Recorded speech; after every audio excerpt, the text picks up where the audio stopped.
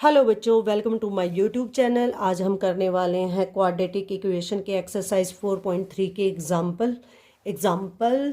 तो हम स्टार्ट करते हैं बच्चों एग्जाम्पल से। फर्स्ट एग्जाम्पल क्या कहता है? एग्जाम्पल 7 न्यू एनसीईआरटी बुक के अकॉर्डिंग 4.3 का जो फर्स्ट एग्जाम्पल है वो क्या है? एग्जाम्पल 7 क्या है बच्चों? एग्जाम्पल 7 क्या कहता है? Find the discriminant of the quadratic equation 2x² minus 4x plus 3 equal to 0। हमने क्वाड्रेटिक इक्वेशन का क्या फाइंड करना है? डिस्क्रिमिनेंट फाइंड आउट करना है and hence find the nature of its root, और उसके रूट्स का नेचर फाइंड आउट करना है। बच्चों जहाँ पर नेचर की बात होती है तो वहाँ हमने क्या यूज़ करना है? डिस्क्रिमिनेंट। पहले मैं बता देती हूँ कि बच्चों डिस्क्रिमिनेंट क्या होता है।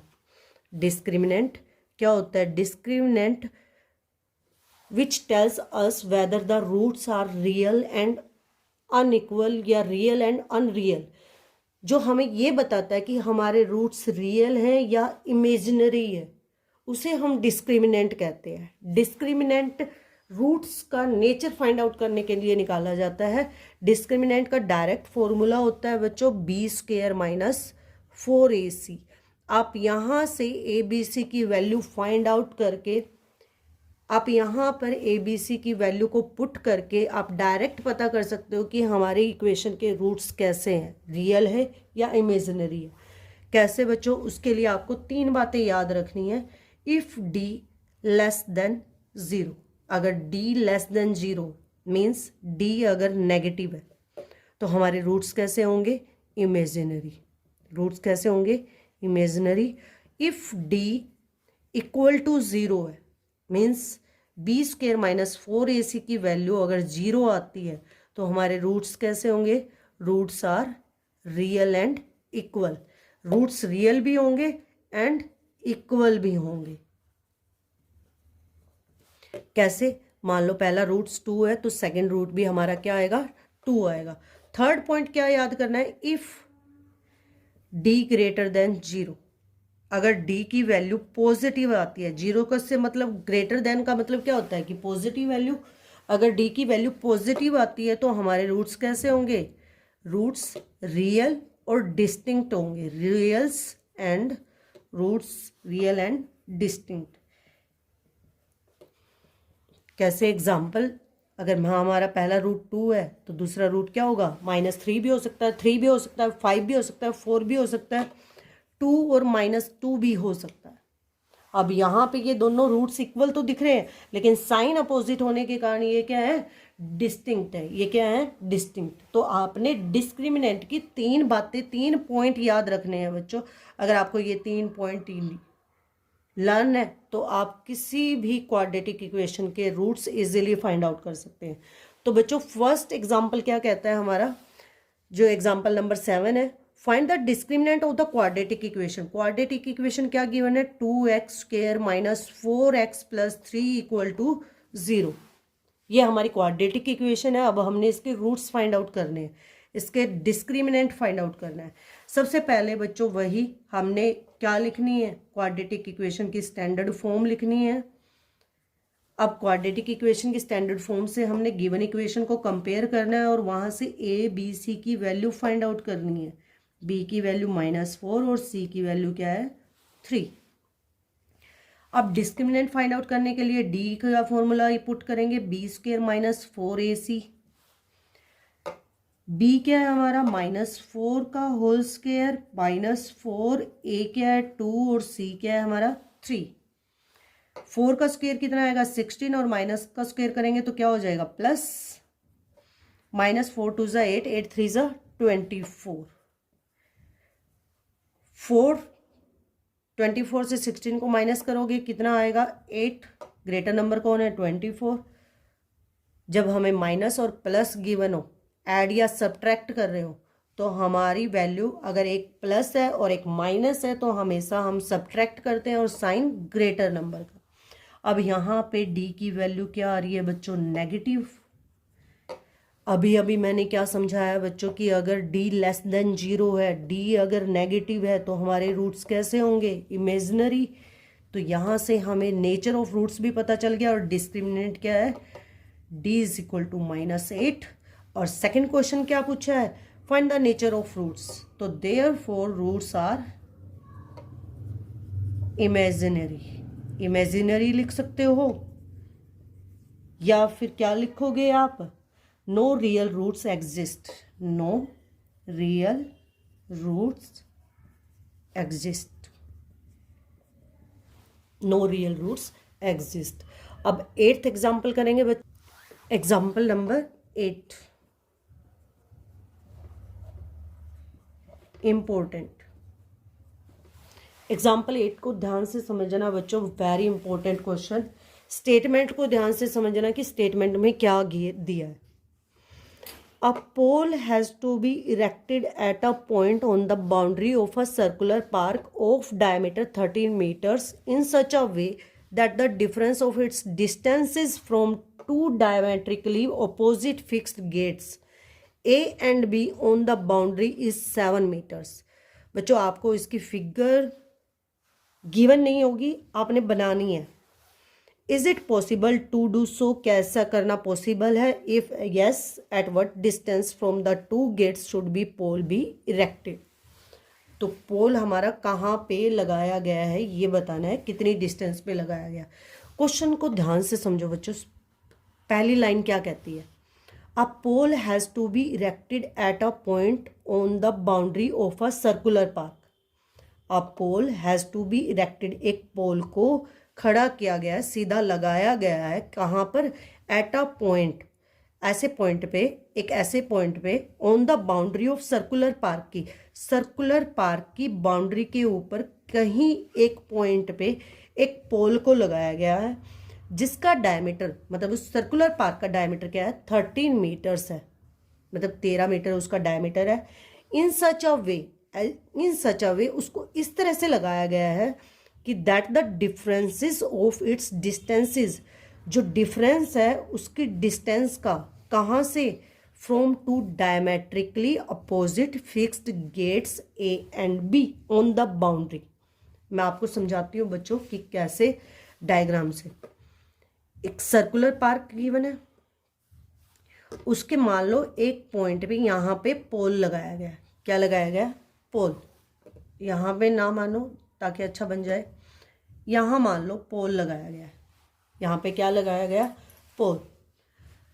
इसका डायमीटर क्या है बच्चों, 13 मीटर। क्या है डायमीटर, 13 मीटर। ये डायमीटर दे रखा है 13 मीटर, और डायमीटर के अपोजिट जो पॉइंट है उनको नाम दिया गया ए और बी।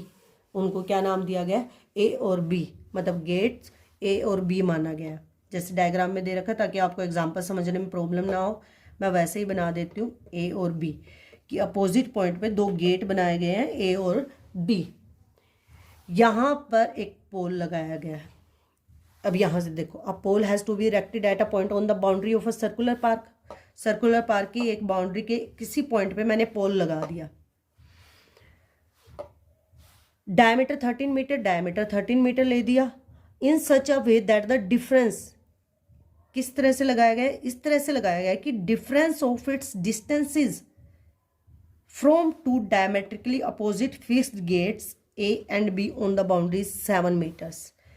ए से पोल की डिस्टेंस और बी से पोल की डिस्टेंस का जो डिफरेंस है, इन दोनों डिस्टेंस का जो डिफरेंस है वो 7 मीटर्स बोला गया है।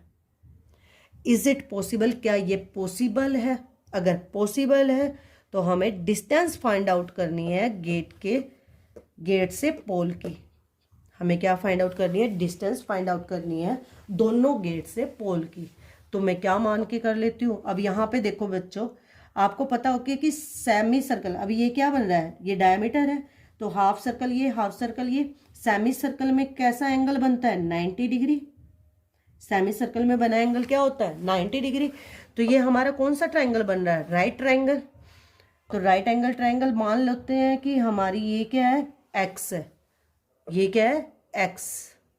अगर मैं इसको एक्स मीटर मान लेती हूँ, और इन दोनों का डिफरेंस क्या है, इन दोनों का A P minus B P equal to 7, ये दिया है, A P equal to B P equal to 7। इन दोनों का डिफरेंस 7 दिया है। मीन्स हमारा ए पी मान लो मैंने क्या मान ली कि ग्रेटर वैल्यू है, ग्रेटर है, इसकी डिस्टेंस क्या मान ली, ग्रेटर। तो बी पी उधर जाके क्या हो जाएगा, प्लस 7 प्लस बी पी, क्या हो जाएगा 7 प्लस बी पी। तो बी पी को इसको इजीली समझने के लिए क्या करते हैं बच्चों, बी पी को क्या मान लेती हूँ मैं, एक्स। तो ए पी की वैल्यू क्या हो जाती है, 7 प्लस एक्स। ए पी की वैल्यू क्या हो जाती है, 7 प्लस एक्स। ए पी की वैल्यू क्या हो जाती है, 7 प्लस एक्स। तो इस क्वेश्चन को कैसे सोल्व करोगे बच्चों, गिवन क्या क्या है, given A B 13 metre, A P क्या है, बी पी मानो, बी पी क्या है एक्स मीटर, ए पी क्या होगा 7 प्लस एक्स मीटर। अब टू टर्म एक साथ है तो आप इसको किस में लोगे, ब्रैकेट में। और एंगल ए पी बी कितना है बच्चों, 90 डिग्री। तो यहाँ से आप एक्स की वैल्यू कैसे फाइंड आउट कर सकते हो, पाइथागोरस थ्योरम यूज करके। तो by using Pythagoras theorem, using Pythagoras theorem. Pythagoras theorem क्या कहती है बच्चों, परपेंडिकुलर स्क्वायर बेस का स्क्वायर इक्वल टू हाइपोटेन्यूस का स्क्वायर। परपेंडिकुलर क्या है, आप किसी को भी परपेंडिकुलर मान सकते हो, आप ये भी मान सकते हो और इसको भी मान सकते हो। ये दोनों डिस्टेंस क्या होती है, आपस में परपेंडिकुलर हो सकती है, पर क्या होती है, आपस में परपेंडिकुलर। मैं बीपी को मान रही हूँ, बीपी का होल स्क्वायर प्लस एपी का whole square equal to A B का होल स्क्वायर। अब यहाँ से बीपी क्या मानना है हमने, एक्स स्क्वायर, एपी क्या मानना है 7 प्लस एक्स का होल स्क्वायर, ए बी क्या है बच्चों 13 का स्क्वायर, एक्स स्क्वायर। अब यहाँ पे कौन सी आइडेंटिटी यूज हो रही है, ए प्लस बी का होल स्क्वायर क्या कहती है, A square plus B square plus 2ab। A कौन है 7 और बी कौन है एक्स। तो खोल के लिखोगे बच्चों इसको, 7 का स्क्वायर प्लस एक्स का square plus 2 into 7 into x equal to 13। अब ये यहाँ पे हमने वैल्यू पुट कर दी, हमने इक्वेशन पे जाना है। इक्वेशन के इक्वल क्या है, 13 का स्क्वायर कितना होता है 169। अब एक्स स्क्वायर और एक्स स्क्वायर सेम वेरिएबल को ऐड करेंगे, 2x स्क्वायर, 7 का स्क्वायर 49, 7 2 ज़ा 14x 169। अब 169 इधर आ जाएगा, स्टैंडर्ड फॉर्म में लिखेंगे इसको, 14x plus 49 minus 169 equal to यहाँ पे क्या बचेगा 0, क्योंकि 169 को इधर ले आए तो यहाँ क्या बचेगा 0। अब यहाँ से 169 से 49 को माइनस करोगे कितना आएगा, 169 से किसको माइनस करोगे 49 को, तो कितना आएगा 120, 2x square plus 14x minus, दोनों में से ग्रेटर नंबर कौन है 169, तो ग्रेटर नंबर का साइन आएगा और सब्ट्रैक्शन होगी, 9 माइनस 9 0, 6 माइनस 4 120 इक्वल टू 0। ये हमारी यहाँ पे क्या बन गई, क्वाड्रेटिक इक्वेशन। क्या बन गई बच्चों, क्वाड्रेटिक इक्वेशन। अब हम इसके क्या फाइंड आउट करेंगे, रूट्स फाइंड आउट करेंगे। अब इसको क्या कर सकते हैं बच्चों, आप इसको छोटा भी बना सकते हो। छोटा कैसे बनाओगे, यहाँ से हम 2 को कॉमन ले लेंगे, 2 को कॉमन ले लेंगे, क्या बचेगा 2x स्क्वायर, 2 1 जा 2 प्लस 2 7 जा 14, 2 6 जा 12 और 0 इक्वल टू 0। 2 उधर जाके क्या होगा divide, x square plus 7x minus 60, 0/2 हमेशा किसके इक्वल होता है 0 के। तो यहाँ पे क्या लिख सकते हैं हम, 0 भी लिख सकते हैं। X square plus 7x minus 60 equal to 0। अब ये हमारी क्वाड्रेटिक इक्वेशन बन गई। बच्चों यहाँ आप कैसे रूट्स फाइंड आउट कर सकते हो, आप यहाँ पे क्वाड्रेटिक फॉर्मूला भी यूज़ कर सकते हो, फैक्टराइजेशन मेथड भी यूज़ कर सकते हो। आपका जो मन करे आप यहाँ पे यूज़ करके इसके रूट्स फाइंड आउट कर सकते हो। मैं आपको फैक्टराइजेशन से करा रही हूँ, जैसे मैं फैक्टराइजेशन कराती हूँ। बच्चों मैंने क्या बताया था, मैंने आपको एक रूल बता रखा है कि आपने कोई भी फैक्टराइजेशन करना हो किसी भी क्वाड्रेटिक इक्वेशन का, आपने सिर्फ 3 बातें याद रखनी है। हमारी फर्स्ट टर्म क्या होनी चाहिए, हमेशा पॉजिटिव होनी चाहिए। फर्स्ट टर्म क्या होनी चाहिए, फर्स्ट टर्म कौन सी है बच्चों, कोफिशिएंट वो x square, coefficient of first term कौन सी है बच्चों ax²। इफ सबसे पहली बात हमारी क्या है कि फर्स्ट टर्म हमारी पॉजिटिव होनी चाहिए। अब हमने सिर्फ मिडल टर्म और किसके साइन देखने हैं, हमने थर्ड टर्म कांस्टेंट टर्म के, कांस्टेंट टर्म। मिडल टर्म कौन सी है हमारी, सेकंड टर्म, और कांस्टेंट टर्म कौन सी है हमारी, थर्ड टर्म। हमने सिर्फ इसके साइन देखने हैं बच्चों। कैसे साइन देखने हैं हमने इसके, अगर मिडल टर्म नेगेटिव है और कांस्टेंट टर्म भी नेगेटिव है, अगर कांस्टेंट टर्म नेगेटिव है, मिडल टर्म नेगेटिव या पॉजिटिव कुछ भी हो, अगर हमारी कांस्टेंट टर्म नेगेटिव है, मिडल टर्म नेगेटिव या पॉजिटिव कोई भी हो, तो मिडल टर्म को स्प्लिट करके जो दो नंबर आएंगे वो हमारे कैसे होंगे, माइनस और प्लस के होंगे। कैसे होंगे, माइनस और प्लस के। When middle term are negative, जब हमारी मिडल टर्म नेगेटिव होगी तो ग्रेटर नंबर का साइन क्या होगा, ग्रेटर नंबर का साइन कैसा होगा, माइनस का होगा। कैसा होगा, माइनस होगा। अगर हमारी मिडल टर्म पॉजिटिव है तो ग्रेटर नंबर का साइन कैसा होगा, प्लस का होगा। ग्रेटर नंबर का साइन कैसा होगा, प्लस होगा। और स्मॉलर नंबर का साइन क्या होगा, माइनस। अब यहाँ पे यही रूल फॉलो हो रहा है बच्चों। हमारी थर्ड टर्म क्या है, नेगेटिव है। हमारी कांस्टेंट टर्म कैसी है, नेगेटिव, और मिडल टर्म क्या है, पॉजिटिव। तो मिडल टर्म को स्प्लिट करके जो दो नंबर आएंगे वो कैसे होंगे हमारे, माइनस प्लस या प्लस माइनस। कैसे होंगे, प्लस माइनस लिख दो या माइनस प्लस लिख दो, आपकी इच्छा है। अगर मिडल टर्म पॉजिटिव है तो ग्रेटर नंबर का साइन कैसा होगा, पॉजिटिव, यानी कि ग्रेटर नंबर का साइन यहाँ पे क्या होगा, प्लस का होगा। ग्रेटर नंबर कैसा होगा, प्लस होगा। कैसे करना है बच्चों, आपने इतना समझ में आया। अब इसको कैसे सॉल्व करते हैं, मैं ये यहाँ से इरेज कर रही हूँ। अब हमें ये तो पता है कि प्लस और माइनस के होंगे। फर्स्ट टर्म और थर्ड टर्म को एज इट इज लिखो। फर्स्ट टर्म को x² और थर्ड टर्म क्या है, -60 इक्वल टू 0। अब मिडल टर्म के फैक्टर तो हमें पता ही है, मिडल टर्म को ब्रेक करके जो दो नंबर आएंगे वो कैसे होंगे, प्लस और माइनस के होंगे। कैसे होंगे, प्लस और माइनस के। मैंने साइन लगा दिया, स्पेस छोड़ दिया। अब दो नंबर फाइंड आउट करने हैं। दो नंबर कैसे फाइंड आउट करने हैं, वही हमारा रूल। फर्स्ट और थर्ड टर्म को मल्टीप्लाई करके जो नंबर आएगा उसके क्या करने हैं हमने, प्राइम फैक्टर। 2 3 6, 0, 15, 3 5 15, 5 1 5। अब यहाँ से हमने ऐसे दो नंबर फाइंड आउट करने हैं जिनको ऐड या सब्ट्रैक्ट करके हमारा क्या है, 7। 2 2 4, 5 3 15, 15 माइनस 4 नहीं होगा, 15 प्लस 4 भी नहीं होगा। 2 2 4, 4 3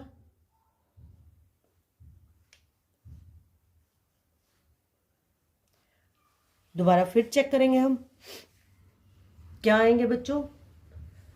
7 को ऐसा आना चाहिए, हमारे दो नंबर ऐसे होने चाहिए कि ऐड या सब्ट्रैक्ट करें तो हमारा क्या आए, 7 आए, और मल्टीप्लाई करें तो क्या आए, 60 आए। अब कैसे फैक्टर करेंगे, 2 2 4, 4 3 12, 2 2 4, 4 3 12, 12 माइनस 5 कितना होता है, 7। 12 माइनस 5 कितना होता है, 7। यानी कि हमारे दो नंबर कौन से हैं, 12 और 5। ऐसे दो नंबर कौन है हमारे, 12 और 5। तो 12 और 5। अब यहाँ पे क्या लिखना है कि अगर मिडल टर्म पॉजिटिव है तो ग्रेटर नंबर का साइन कैसा होगा, पॉजिटिव, और स्मॉलर नंबर का साइन क्या होगा, नेगेटिव। आ गया बच्चों। आपने यहाँ से साइन को चेक नहीं करना, कुछ नहीं करना, आपने डायरेक्ट यहाँ पे वो दो नंबर फाइंड आउट करके और यहाँ पे लिख देने हैं। अब आपने क्या करना है, फर्स्ट टू टर्म और लास्ट टू टर्म से कॉमन लेना। फर्स्ट टू टर्म से x कॉमन आएगा, क्या बचेगा, x² से एक x बाहर आ गया तो क्या बचा, 1x, प्लस यहाँ से x बाहर आ गया, क्या बचा, 12। बच्चों यहाँ पे जो साइन है एज इट इज लिखो, स्पेस छोड़ दो, ब्रैकेट लगा दो। ये ब्रैकेट में जो पहली ब्रैकेट में आपने लिखा है वही लिख दो, x + 12। यहाँ पर जो x का कोफिशिएंट है और यहाँ पे जो x का कोफिशिएंट है, यहाँ के x के कोफिशिएंट से x के कोफिशिएंट को डिवाइड करो। यहाँ पे क्या है, 1 से 5 को डिवाइड करोगे कितना आएगा, 1 5 5। आंसर कितना आया 5, वही आपका कॉमन होगा। अब ना आपको साइन की प्रॉब्लम, ना आपको कॉमन लेने की प्रॉब्लम बच्चों, तो आप ऐसे इजीली फैक्टराइजेशन कर सकते हो किसी भी क्वाड्रेटिक इक्वेशन का। अब यहाँ दोनों में कौन प्रेजेंट है, x प्लस 12 को कॉमन ले लेंगे, क्या बचेगा x, और यहाँ पे क्या बचेगा -5। क्या बचेगा बच्चों -5 इक्वल टू 0। क्या लगा दोगे इक्वल टू 0। अब यहाँ से x प्लस 12 इक्वल टू 0 और x minus 5 equal to 0। x की वैल्यू क्या आ गई -12 और यहाँ से x की वैल्यू क्या आ गई 5, क्योंकि ये उधर जाके पॉजिटिव हो जाएगा और ये उधर जाके क्या हो जाएगा नेगेटिव। अब बच्चों ये मुझे ये बताओ, क्या कभी लेंथ या ब्रेथ हमारी नेगेटिव होती है तो हम x की वैल्यू नेगेटिव तो नहीं लेंगे, तो हमारी x की वैल्यू क्या होगी 5। x की वैल्यू क्या होगी 5। तो यहाँ से हम दोनों की डिस्टेंस फाइंड आउट कर सकते हैं। तो BP क्या था हमारा x इक्वल टू 5 मीटर, तो AP क्या होगा बच्चों, AP क्या होगा 7 माइनस एक्स। 7 माइनस एक्स था बच्चों, नहीं 7 प्लस एक्स। क्या था बच्चों 7 प्लस एक्स, क्योंकि उनका डिफरेंस 7 दे रखा था, तो 7 प्लस एक्स। 7 प्लस 5 कितना होगा 12 मीटर। तो यहाँ से हमारा आंसर क्या आ गया 5 मीटर एंड 12 मीटर। तो ये हमारा कौन सा एग्जाम्पल है बच्चों, 8th example new NCERT book के अकॉर्डिंग। अब हम नेक्स्ट एग्जाम्पल करेंगे 9th एग्जाम्पल। 9th एग्जाम्पल क्या कहता है बच्चों, find the discriminant of the equation. Find the discriminant of the equation. Equation क्या दे रखी है 3x² minus 2x plus 1/3 equal to 0 and hence find the nature of roots. Find them if they are real. अगर वो real है तो उनको find out भी करना है। तो पहले हमने यही फाइंड आउट करना है कि हमारे रूट्स रियल हैं या नहीं है। तो nature of roots find out करने के लिए हमें क्या लगाना है डिस्क्रिमिनेंट फॉर्मूला। क्या लगाना है डिस्क्रिमिनेंट फॉर्मूला। सबसे पहले तो बच्चों हम इसको किस में लिखेंगे स्टैंडर्ड फॉर्म में लिखेंगे। हमारी स्टैंडर्ड फॉर्म क्या है ax² plus bx plus c equal to 0। अब यहाँ पे हमारी कांस्टेंट टर्म फ्रैक्शन में है, तो पहले हम फ्रैक्शन खत्म करेंगे। फ्रैक्शन को खत्म करने के लिए क्या करेंगे हम एलसीएम लेंगे। हमारा एलसीएम कितना आएगा बच्चों 3। 1 से 3 को क्या करेंगे डिवाइड, 1 3 ज़ा 3। जो आंसर आएगा आंसर से हमने न्यूमरेटर को क्या करना है मल्टीप्लाई। 3 3 ज़ा 9, 9x² माइनस 1 3 ज़ा 3, 3 2 ज़ा 6 सेम, प्लस 3 से 3 को डिवाइड करेंगे क्या आएगा 1, 1 को 1 से मल्टीप्लाई करेंगे क्या आएगा 1। अब 3 डिवाइड में उधर जाके मल्टीप्लाई होगा 0 के साथ, तो क्या हो जाएगा 0 minus 6x plus 1 equal to 0 multiply 3 कितना आएगा 0। तो हमें ये शो करने की जरूरत नहीं है, हम डायरेक्ट क्या लिख देंगे 0। अब ये हमारी क्वाड्रेटिक इक्वेशन की स्टैंडर्ड फॉर्म बन गई, स्टैंडर्ड फॉर्म में बन गई। अब यहाँ से हम a की वैल्यू 9, b की वैल्यू -6 और c की वैल्यू फाइंड आउट करेंगे इक्वल टू 1। अब nature of roots find out करना है, तो nature of roots find out करने के लिए क्या निकालेंगे discriminant b² minus 4ac। b की वैल्यू क्या है -6 का होल स्क्वायर माइनस 4, a की वैल्यू क्या है 9 और c की वैल्यू क्या है 1। c की वैल्यू क्या है बच्चों 1। 6 6 ज़ा 36 माइनस का स्क्वायर करोगे प्लस 4 9 ज़ा 36 इक्वल टू 0। अब हमारा डिस्क्रिमिनेंट क्या आया equal to 0। When d is equal to 0 तो रूट्स आर कैसे होते हैं बच्चे, roots are real and equal. तो हमारे रूट्स कैसे होते हैं रियल एंड इक्वल। बच्चों मैंने एक आपको बताया था कि अगर if b² minus 4ac equal to 0 हो, b² minus 4ac, b² minus 4ac, if b² minus 4ac equal to 0 then roots are minus, then both roots are minus b/2a। किसके इक्वल होते हैं -b/2a। किसके इक्वल होते हैं बच्चों, -b/2a। कैसे आया बच्चों, यहाँ पे समझते हैं कि ये कैसे आया। बच्चों हमारा क्वाड्रेटिक फॉर्मूला क्या कहता है, -b plus minus under root b² -4ac/2a। अब b² -4ac की वैल्यू क्या है बच्चों, 0। तो 0 का स्क्वायर रूट क्या होता है, 0। तो अब ये क्या बन गया, 0। ये तो हमारा 0 बन गया। तो बचा क्या, -b/2a। तो अब हम डायरेक्ट वैल्यू निकाल सकते हैं रूट्स की, x = -b/2a। बच्चों यहाँ से हम डायरेक्ट वैल्यू निकाल सकते हैं, ना क्वाड्रेटिक फॉर्मूला लगाने की जरूरत, ना फैक्टराइजेशन करने की जरूरत। क्वाड्रेटिक फॉर्मूले से ही ये वैल्यू आई है। तो हमने क्वाड्रेटिक फॉर्मूले में जब हमने b² -4ac को 0 पुट किया तो हमारा क्या बचा, -b/2a। अब d = 0 है तो दोनों रूट्स हमारे इक्वल है। अब यहाँ पे वैल्यू पुट करेंगे, b की वैल्यू क्या है, -6 2a। a की वैल्यू क्या है हमारी, a की वैल्यू क्या है बच्चे, 9। तो हमारे रूट्स माइनस माइनस क्या हो गया, +6 2 9 18 6 1 6 6 3 18। तो हमारे दोनों रूट्स क्या आ गए बच्चों, x की दोनों वैल्यू क्या होंगी, 1/3 1/3। तो ये हमारा आंसर आ गया बच्चों। तो ये हमारे 4.3 के एग्जाम्पल्स हैं जो मैंने इस वीडियो में कराए हैं।